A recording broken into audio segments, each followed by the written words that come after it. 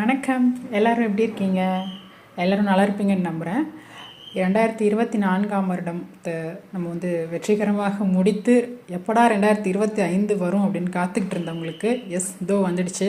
உங்கள் அத்தனை பேருக்கும் wish you very very very happy new year 2025.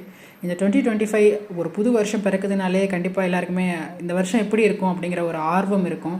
அது அந்த ராசி பலன் என்ன அப்படிங்கிறத எல்லாருமே தெரிஞ்சுக்கணுன்னு ஆசைப்படுவோம்.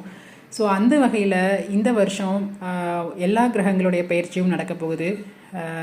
தினமாக பயிற்சியாகிற சந்திரன்லேருந்து 3 வருடத்திற்கு ஒரு முறை பயிற்சியாகிற சனியும், மாதம் பயிற்சியாகிற சூரியன், புதன், சுக்கிரனும், செவ்வாயும், ஒரு வருடத்திற்கு ஒரு முறை பயிற்சியாகிற குருவும், 1.5 வருடத்திற்கு ஒரு முறை பயிற்சியாகிற ராகு கேதுக்கள் அப்படின்னு அத்தனை கிரகங்களுடைய பெயர்ச்சியும் இந்த வருஷம் இருக்குது. ஸோ ஒரு கிரகம் மூவ் ஆனாலே நமக்கு மாற்றங்கள் இருக்கும். 9 கிரகமும் மூவ் ஆகும்போது எவ்வளோ மாற்றங்கள் நமக்கு இந்த வருஷம் இருக்க போகுது அப்படிங்கிறது கண்டிப்பாக நிறைய மாற்றங்கள் இருக்கும். ஒவ்வொரு ராசிக்கும் அதை தனித்தனியாக பார்த்துருவோம். இந்த வரப்போகிற இந்த மார்ச் ஏப்ரலில் பார்த்திங்கன்னா மீனத்தில் ஒரு 5 கிரகங்கள் கூட்ட கிரகங்களுடைய சேர்க்கை இருக்க போகுது. அதில் முக்கூட்டு கிரகங்களுடைய சூரியன், சுக்கிரன், புதன் இவர்களோடு ராகுவும் சனியும் சேர்ந்து அங்கே இருக்க போகிறாங்க. ஸோ அந்த மார்ச் மிட் ஆஃப் மார்ச்லேருந்து ஏப்ரல் மிட் வரைக்கும். ஸோ அது பிறகு தான் ராகு மெதுவாக நகர்ந்து கும்பத்துக்குள்ளே வருவார். ஸோ சனி அதுக்குள்ளே மார்ச்சோட எண்ட்லேயே அவர் அங்கே பயிற்சி ஆகிடுறாரு, மீனத்துக்குள்ளே போயிடுறாரு. ஸோ இந்த முக்கூட்டு கிரகங்கள், இந்த 5 கூட்ட கிரகங்களுடைய சேர்க்கையும் நிறைய பேருக்கு ஜாப் வைஸ்லலாம், கெரியர் வைஸில் நிறைய சேஞ்சஸ் கொண்டுட்டு வரப்போகுது. சில பேருக்கு வேலையை விட்டுட்டு தொழிலெலாம் ஆரம்பிக்கலாங்கிற மாதிரியெல்லாம் கூட எண்ணங்கள் இருக்கும். ஸோ வாங்க, யார் யாருக்கு என்னென்ன இருக்க போகுது, யாருடைய வாழ்க்கையில் எப்படியான மாற்றங்கள் நடக்க போகுது, ஒவ்வொரு ராசிக்கும் தனித்தனியான வீடியோவை பார்த்துருவோம்.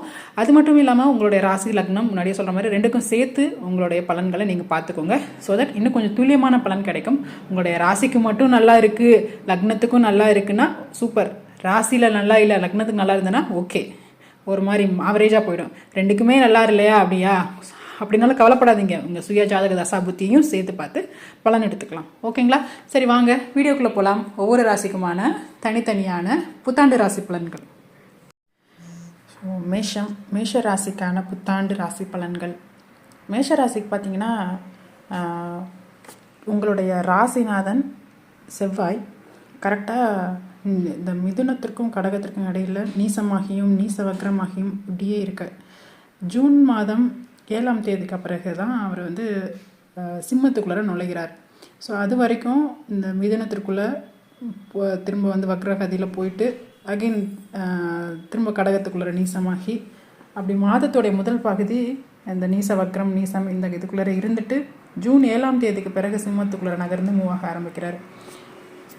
மேஷத்திற்கு 12ஆம் இடத்திற்கு சனி இந்த முறை பயிற்சியாக போகிறார். சனியோடைய பயிற்சி மார்ச் 29ஆம் தேதியே நடக்க போகுது. இப்போது 7.5 சனியோடைய ஆரம்பத்தில் இருக்கீங்க. கரெக்டாக விரய சனியாகி இந்த மேஷத்துக்கு 12ஆம் இடத்துல சனி பொசிஷன் ஆக போகுது. மேஷராசியை பொறுத்த வரைக்கும் சரி, அதுக்காக ரொம்ப கஷ்டப்படுத்திடுமா அப்படின்னு பயப்பட தேவையில்லை. ஏன்னா 2ஆம் இடம்ங்கிற குடும்பஸ்தானம், தொழில் வருமானம் இதை குறிக்கிற ஸ்தானம் சுத்தமாக தான் இருக்குது. லக்ன ராசியில் பெரிய வேறு எந்த கிரகங்களும் இல்லை. உங்களுடைய பாக்கியாதிபதியாக குருவும் 3ஆம் இடத்திற்கு பயிற்சியாக போகிறார். அவரும் மே மாதம் குரு பயிற்சியாக போகிறாரு. ஸோ மே 14ஆம் தேதி அவரும் மிதுனத்துக்கு பயிற்சியாகி பாக்கியஸ்தானத்தையே குரு பார்க்க போகுது. அதனால் அதுவும் ஓகே. 4ஆம் இடமாகிய சுகஸ்தானமும் சுத்தமாக தான் இருக்குது. 5ஆம் இடத்துல கேது, 5ஆம் இடத்துல கேது வரும்போது உங்களுடைய லாபஸ்தானத்தில் ராகு பயிற்சி ஆகிடுவாங்க.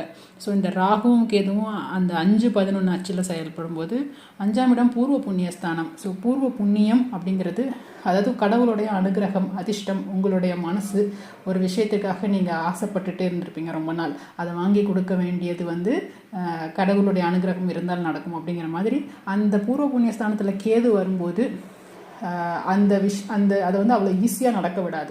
ஸோ அந்த இடத்துல அது ஒரு டிலே பண்ணும்.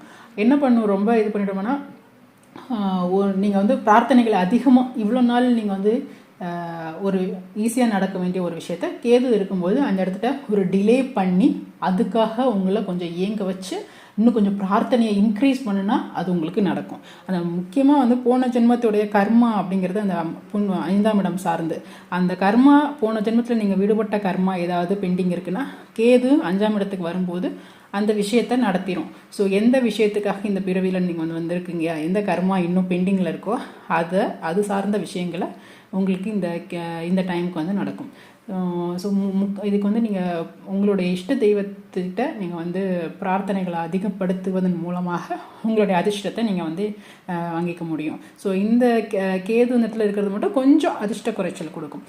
ஸோ அப்போ வந்து 7.5 சனி வர்றது அது வந்து பிரச்சனை கிடையாதா, ஆரம்பிக்க போகுது விரைய சனி. ஏன்னா சனிங்கிறது தொழிலுக்கு காரகம். இப்போ மோஸ்ட்லி ஃபஸ்ட்டு சுற்று சனியில் இருப்பாங்க, ஸ்கூல் காலேஜ் அல்லது இப்போ தான் வேலைக்கு என்ட்ராக இருப்பீங்க. ஸோ அந்த மாதிரியான ஃபஸ்ட்டு சுற்று சனியில் இருக்கவங்களுக்கு இது கொஞ்சம் தடைகளை கொடுக்கும். தடைகள்னால் எப்படி கொடுக்குன்னா, ஒரு விஷயத்தை ஒரு தடவை டக்குன்னு எடுத்த உடனே உங்களை முடிக்க வைக்காது. சனிங்கிறது ஒரு மந்த கிரகம், ஸ்லோவாக செஞ்சு ஒரு விஷயத்த பண்ண வைக்கும். இப்போ படிச்சுட்டு இருக்கீங்கன்னா படிப்பில் நீங்கள் அதாவது எல்லோரும் ஒரு 100 இவ்வளோ நாள் நீங்கள் ஒரு 50% எஃபோர்ட் போட்டு ஒரு மார்க் வாங்கியிருக்கீங்கன்னா அந்த 50% எஃபோர்ட்டை இந்த முறை நீங்கள் 100% போகணும். உங்களுடைய முயற்சி நீங்கள் எந்த அளவுக்கு போடுறீங்க அப்படிங்கிறத டெஸ்ட் பண்ணுறது தான் சனி. ஸோ டெஸ்டிங் பீரியடாக தான் இந்த சனி வந்து இந்த விரைய சனி வந்து உங்களுக்கு இருக்க போகுது. பிறகு வந்து ஏதாவது இப்போ நீங்கள் அந்த இடத்துல வந்து ஒரு தூக்கத்தை இழந்து நீங்கள் படிக்கணும் அப்படிங்கிற மாதிரி ஒன்று கொண்டு வரும்.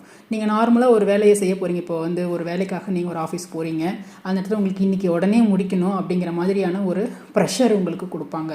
ஸோ வந்து நீங்கள் அதுக்காக இன்னும் கொஞ்சம் நேரம் உட்காந்து அந்த வேலையை நீங்கள் செய்யணும்.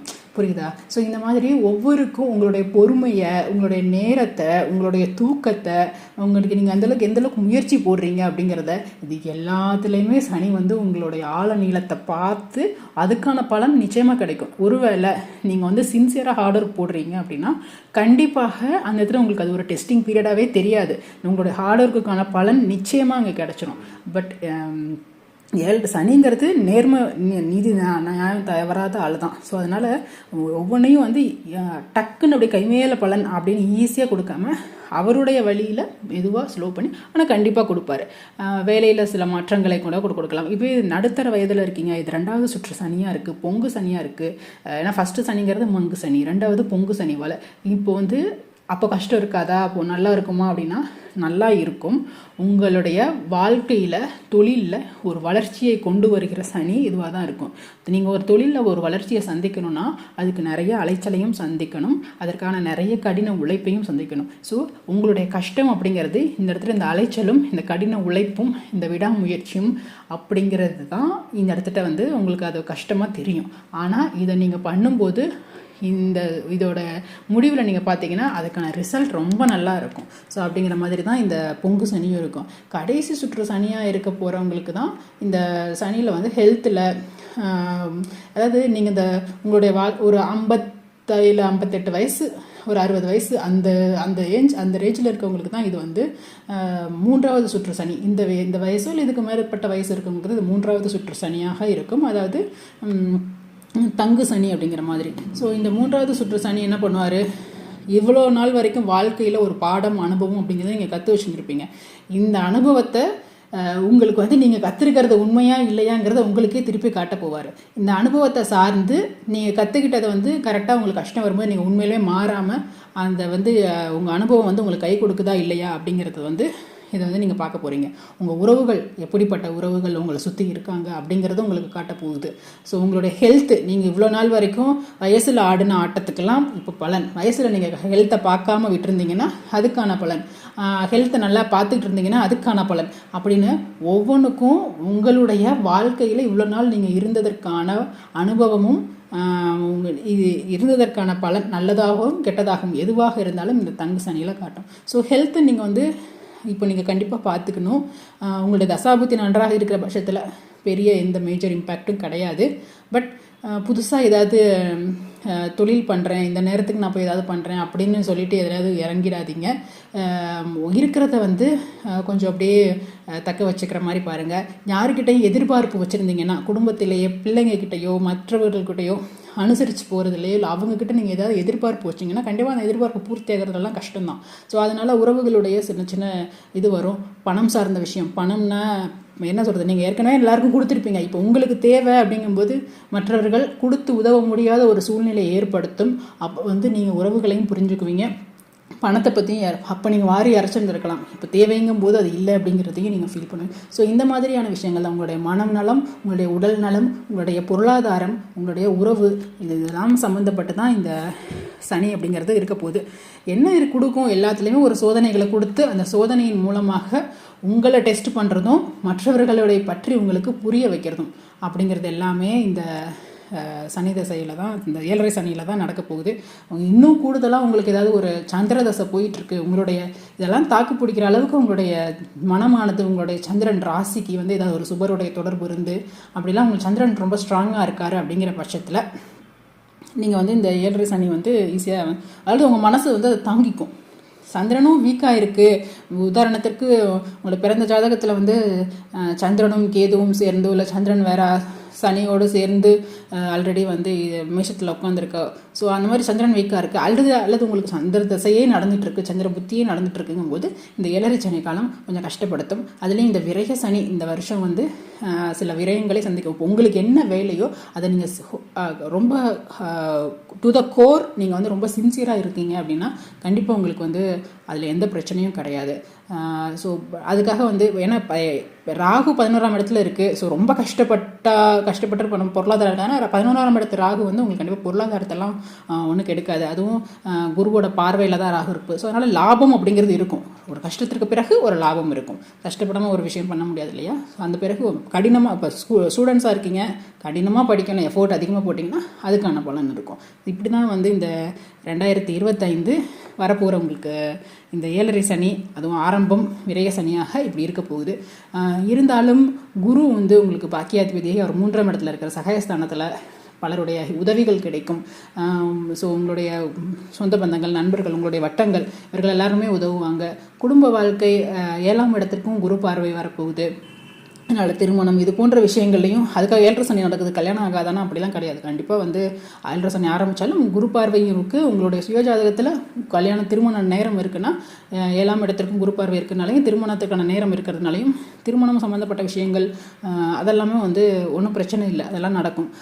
பட் ஒரு விஷயம் அது இன்னொன்று பார்த்துக்கோங்க, அலைன்ஸ் மேட்ச் பண்ணும்போது மட்டும் கேர்ஃபுல்லாக மேட்ச் பண்ணுங்கள். ஏதாவது ஒரு தேவையில்லாத ஒரு விஷயத்தில் கொண்டு போய் தள்ளி விட்டுருவார் இந்த சனி. ஸோ அதனால் 2 பேருடைய சுய ஜாதகங்களை அலசி ஆராய்ந்து 2 பேருடைய ஜாதகத்தை மேட்ச் பண்ணும்போது அப்போ சரியான இதில் மேட்ச் பண்ணுங்கள். அது மட்டும் போதும். மற்றபடி இதை நினச்சி நீங்கள் ரொம்ப பயப்பட தேவையில்லை. தெய்வ வழிபாட்டை இன்க்ரீஸ் பண்ணிக்கோங்க. எல்லா சோதனைகளையுமே பொறுமையோட நீதி நேர்மை நியாயத்தோட இது பண்ணிங்கன்னா இந்த 7.5 சனி காலமும் சரி, இந்த 2025 சரி, உங்களுக்கு வெற்றிகரமாக கடந்துடலாம். ஓகேங்களா?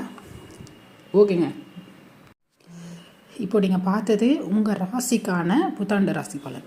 இந்த ராசியோட நீங்கள் என்ன லக்னமோ அந்த லக்னத்துடைய ராசி பலனையும் சேர்த்து பார்த்துக்கோங்க. ஏன்னா ராசி லக்னம் ரெண்டுமே நல்லா இருக்கும்போது உங்களுக்கு இந்த நியூ இயரோடைய இது வந்து இன்னும் ரொம்ப நல்லாயிருக்கும். அதாவது ப்ரெடிக்ஷன் வந்து உங்களுக்கு இன்னும் கொஞ்சம் துல்லியமாக வரும். உதாரணத்துக்கு நீங்கள் வந்து ஒரு மேஷ ராசியில் இருக்கீங்க, உங்களுடைய லக்னம் வந்து ஏன்னா மேஷத்திற்கு சனி 7.5 சனி ஆரம்பிக்குது அப்படின்னு வந்து பயந்துட்டுருக்கீங்க அப்படின்னு வச்சுக்கோங்களேன்.